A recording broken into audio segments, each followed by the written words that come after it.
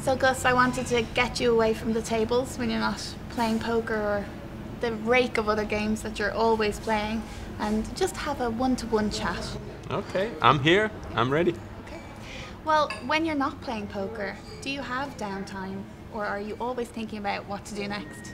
I have downtime. Basically, I'm one of my friends, good poker player as well. He said I'm the craziest games player he's ever met. I mean, I like to play games. I've played competitive sports when I grew up. Then I started playing backgammon. I played bridge with my dad when I was younger. I started playing backgammon. Then I got into poker. And as you might have seen this week, they have a Pac Man machine over there. I like to play Pac Man. They have 2 pool tables. They've had a couple of pool tournaments.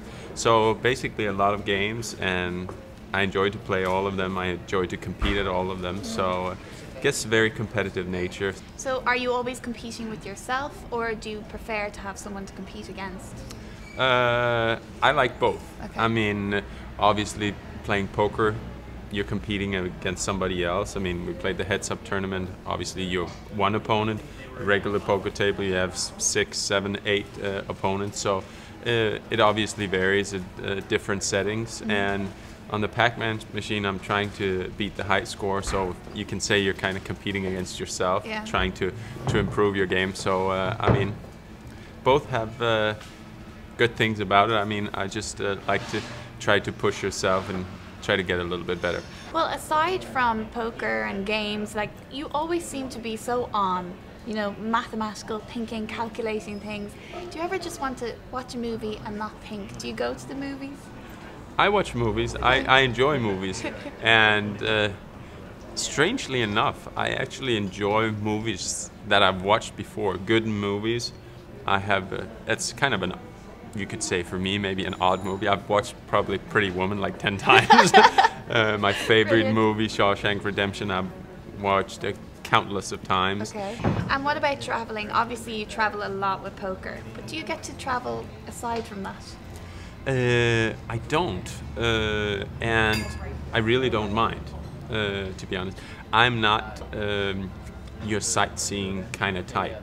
I went through Sydney, and you have the Opera House in Sydney. It's okay. I mean, I can spend about 30 seconds saying, oh, that's a nice building. Most of the times, if not every time, my traveling leads me somewhere that has some kind of connection to what I do. Okay. So aside from the poker and business side of Gus Hansen, what's the family side? Basically, I have my sister and my nieces and my brother-in-law. That's my family, and we have a little family business together. My brother-in-law is actually my manager, so he takes care of the business side of things, and he's a lot better at it than I am. But apart from that, I mean, that's not what people usually mean when they say family. I'm not married, I don't have any kids, so I mean, I'm just traveling Wilbury, hanging out on my own, you could say, in some way, shape, or form. I kind of have different ideas on relationships, and obviously me traveling around and living the lifestyle that I do makes it a lot harder. I think it's fair to say, infatuated by women, but nonetheless, I like to stick to just little old me. If you could create, say, a 6-max table, who are the 5 others that you would have there, alive or dead? Alive or dead? Yes. If it had to be like a great setting for a poker tournament, then I would mention some of my top players. I mean, I mentioned before, I think Phil Galfond is an amazing player. It's hard to get around a guy like Phil Ivey. To throw in a young gun, I mean, you'd have to throw in Crazy Isildur in there, Victor Blom. So that would be some of the names if I had to have a poker setting. If it was other people in there, I mean, it could be interesting to have Obama sit down. Basically, personas like that. Roger Federer is a sports persona. MJ, Michael Jordan, could be interesting. So actually, I'm a big fan of Mark Knopfler, musician. Dire Straits, to me, probably the greatest guitarist. So I would like to have a chat with him. So he would sit at the poker table as well. That sounds like a really cool table to cover. Who would be your toughest opponent ever? Who would be my toughest opponent ever?